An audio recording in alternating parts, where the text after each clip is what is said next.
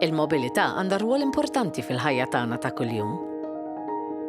It-trasport bit-triq jgħin biex l-ekonomija tkompli ddur u tipprovdi impjiegi għal miljuni ta' Ewropej.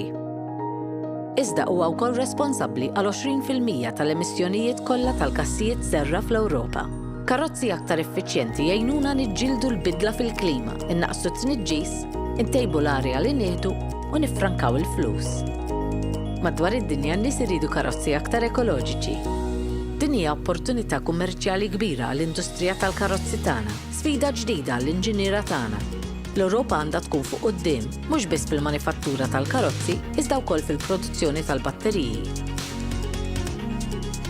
Huwa għalhekk li l-Kummissjoni Ewropea qed tipproponi standards ġodda tal-emissjonijiet tas-CO2 għall-karozzi u l-vannijiet. Dan huwa l-aktar pass reċenti fl-istrateġija tagħna biex nimmodernizzaw il-mobilità u t-trasport Ewropew. Dan iwassal għal vetturi aktar effiċjenti u nodfa fuq it-toroq tagħna.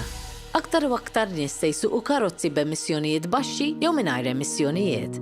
Infrastruttura ta' ċarġjar għal elettromobilità se tespandi u tagħmilha possibbli li tivvjaġġa madwar l-Ewropa. L-ibliet se jsiru aktar kwieti u fejn tista' tieħu nifs aħjar.